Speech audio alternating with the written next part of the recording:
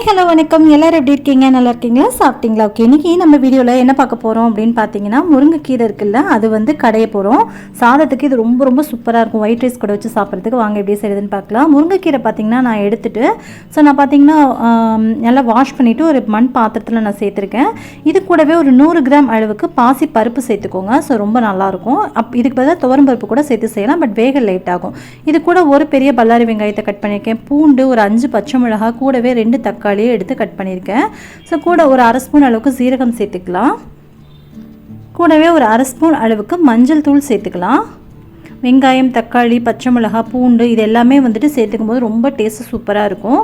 இது கூட 2 ஸ்பூன் அளவுக்கு நல்லெண்ணெய் சேர்த்துக்கலாம். நீங்கள் பச்சை மிளகாய் வேண்டாம்னு நினச்சிங்கன்னா தாராளமாக ஸ்கிப் பண்ணிக்கலாம். எல்லாம் சேர்த்துட்டு ஒரு சொம்பு அளவுக்கு தண்ணி சேர்த்துட்டு அப்படியே இது மூழ்கிற வரைக்கும் தண்ணி சேர்த்துக்கலாம்.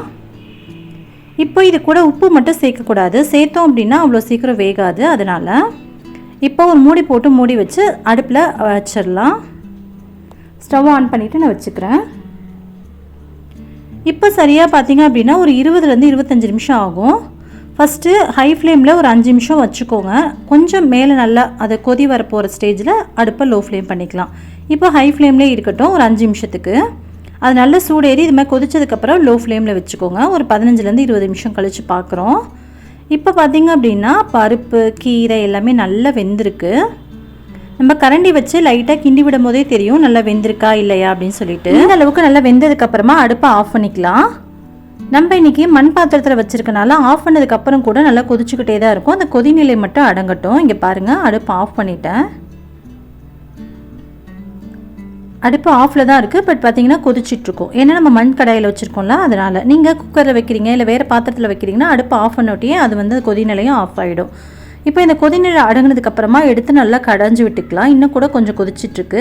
இதில் உள்ள தண்ணியை மட்டும் வேறு பாத்திரத்துக்கு மாற்றிடலாம். இதில் கொஞ்சம் கொஞ்சம் தண்ணி இருக்குது பாருங்கள், அந்த தண்ணியை மட்டும் வேறு பாத்திரத்துக்கு மாற்றிட்டு நம்ம இதை கடைஞ்சோம் அப்படின்னா சரியாக இருக்கும். தண்ணியோடு கடையும் போது கடைய வராது. இப்போ இதில் இருக்க தண்ணியை மட்டும் வேறு ஒரு பாத்திரத்துக்கு மாற்றிக்கலாம். கூட கொஞ்சம் கொஞ்சம் கீரை சேர்ந்து போச்சுனாலும் பரவாயில்லை, அதனால ஒன்றும் இல்லை. இப்போ பார்த்தீங்கன்னா நல்லா இருத்துட்டு இது கூட உள்ள தண்ணி எல்லாத்தையுமே வேறு பாத்திரத்துக்கு மாற்றி எடுத்து வச்சுக்கிறேன். இப்போ எடுத்தாச்சு. இப்போ பார்த்தீங்க அப்படின்னா ஒரு மத்து வச்சு நல்லா கடைஞ்சி கொடுத்துக்கலாம். எந்த அளவுக்கு உங்களால் தண்ணியை எடுக்க முடியுமோ அந்த அளவுக்கு ரிலீஸ் பண்ணி எடுத்து கொடுத்துடலாம். இப்போ எடுத்ததுக்கப்புறமா ஒரு மத்து வச்சு நல்லா கடைஞ்சி விட்டுக்கலாம். டேரெக்டாக கடைய முடிஞ்சால் கடைங்க, அப்படி இல்லைன்னா ஒரு செவுத்தில் அணைச்சி துணி வச்சு கொஞ்சம் அணைச்சி வச்சுட்டு கடைஞ்சிங்க அப்படின்னாலும் நல்லா கடைய வரும். இது கூடவே வந்து உப்பு சேர்த்துக்கலாம். இந்த ஸ்டேஜில் சேர்த்துட்டு நல்லா கடைஞ்சி விட்டுக்கலாம். உங்களுக்கு ஒரு வேளை கடையிறது வந்து கன்வீனியண்ட்டாக இல்லை அப்படின்னா நீங்கள் வந்துட்டு இது நல்லா ஆறுனதுக்கப்புறமா மிக்ஸி ஜாரில் ஒரு பல்ஸ் கூட கொடுத்து எடுத்துக்கலாம். அதுவும் நல்லா தான் இருக்கும். இப்போ நம்ம எடுத்து வச்ச இந்த தண்ணியை இது கூட சேர்த்துட்டு கடைசியாக ஒரு தடவை மிக்ஸ் பண்ணி கொடுத்துட்டு பார்க்கலாம். அவ்வளோதான். இப்போ ஒரு பாத்திரம் வச்சுக்கோங்க, ஒரு கடாய் வச்சுக்கோங்க. அதை ஆன் பண்ணிவிட்டு எண்ணெய் ஊற்றிக்கலாம். ஒரு 2 ஸ்பூன் அளவுக்கு நல்லெண்ணெய் சேர்த்துக்கோங்க. எண்ணெய் சூடானதுக்கப்புறமா இது கூட ஒரு அரை ஸ்பூன் அளவுக்கு கடுகு, கூடவே அரை ஸ்பூன் சீரகம், ஒரு 3-4 வரமிளகாவை நல்லா கிள்ளிட்டு சின்ன சின்னதாக போட்டு சேர்த்துருக்கேன். கூடவே இது கூட ஒரு பெரிய பல்லாரி வெங்காயத்தை பொடியாக கட் பண்ணிவிட்டு சேர்த்துக்கிறேன். நீங்கள் சின்ன வெங்காயம் பயன்படுத்திக்கலாம். கீரைக்கு பொதுவாகவே சின்ன வெங்காயம் ரொம்ப நல்லாயிருக்கும். எனக்கு இப்போ உரிக்க டைம் இல்லை அப்படின்றனால பெரிய வெங்காயம் சேர்த்துருக்கேன்.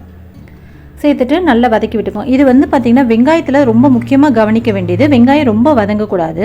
இந்த அளவுக்கு கண்ணாடி பதம் வந்ததுக்கப்புறம் அடுப்பை ஆஃப் பண்ணிடுங்க. இங்கே பாருங்கள், இந்த மாதிரி வந்தோட்டியும் உடனே ஆஃப் பண்ணிடுங்க.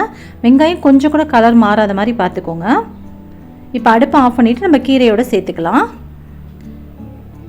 வெங்காயம் பார்த்திங்கன்னா நல்லா இது மாதிரி க்ரன்ச்சியாக இருக்கும்போது சேர்க்கும்போது நம்ம சாப்பிடும்போது இடையில வரப்போ ரொம்ப டேஸ்ட்டு நல்லாயிருக்கும். உங்களுக்கு பிடிக்காது அப்படின்னா நீங்கள் நல்லா வதக்கிட்டு சேர்த்துக்கோங்க. பட் சாப்பிடும்போது அந்த க்ரன்ச்சினஸ் வந்து ரொம்ப நல்லாயிருக்கும் சாப்பிடும்போது. அவ்வளோதான். இப்போ சேர்த்துட்டு ஒரு தடவை நல்லா மிக்ஸ் பண்ணி கொடுத்தோம் அப்படின்னா நம்மளோட சூப்பரான முருங்கைக்கீரை கடையில் வந்து தயாராகிடும். அவ்வளோதாங்க, சூப்பரான முருங்கைக்கீரை கடையில் தயாராச்சு. கண்டிப்பாக ட்ரை பண்ணி பாருங்கள். இது அப்படியே ஒயிட் ரைஸோடு சாப்பிடும்போது சும்மா அவ்வளோ டேஸ்ட்டு சூப்பராக இருக்கும். கண்டிப்பாக ட்ரை பண்ணி பாருங்கள். அப்படியே சுட சுட சாதம் கூடவே வந்து முருங்கைக்கீரை கடையில் வச்சு இது கூட நீங்கள் உருளைக்கிழங்கு அது மாதிரி நல்ல காரமான எந்த தொட்டுக்க வேணாலும் நீங்கள் எடுத்துக்கலாம். நான் இன்றைக்கி வந்துட்டு மாங்காய் இருக்குல்ல, வீட்டில் மிளகாய் தூள் உப்பு போட்டு ரெடி பண்ணி வச்சுருந்தேன். நாள் ஊருக்கு போயிட்டு வந்தோம் அப்படின்னால சிம்பிளாக டக்குன்னு இன்றைக்கி நம்ம இதை செஞ்சிடலாம் அப்படின்னு சொல்லிட்டு இதை ரெடி பண்ணியிருந்தேன். ரொம்ப வந்து சூப்பரான காம்பினேஷன். கண்டிப்பாக ட்ரை பண்ணி பாருங்கள். உங்களுக்கு இந்த வீடியோ பிடிச்சிருந்தா வீடியோக்கு ஒரு லைக் கொடுங்க. உங்கள் ஃப்ரெண்ட்ஸ் அண்ட் ஃபேமிலியோடய ஷேர் பண்ணிக்கோங்க. மறக்காமல் நம்ம சேனல் கவிஷ் கிச்சனை சப்ஸ்கிரைப் பண்ணிக்கோங்க. கூடவே வேறு பெல் ஐக்கானை கிளிக் பண்ணிவிட்டு ஆல் அப்படின்ற ஆப்ஷனையும் கிளிக் பண்ணிவிடுங்க. ஸோ தட் நான் போடக்கூடிய வீடியோஸ் எல்லாம் உங்களுக்கு ஒன்றே நோட்டிஃபிகேஷன் மூலிமா வந்து சேரும். நீங்களும் மிஸ் பண்ணாமல் பார்க்கலாம். உங்களை இன்னொரு வீடியோவில் மீட் பண்ணுறேன். அது வரைக்கும் பை. தேங்க்யூ. இந்த போறப்பு தான் நல்லா ருசிச்சு சாப்பிட கிடைச்சது.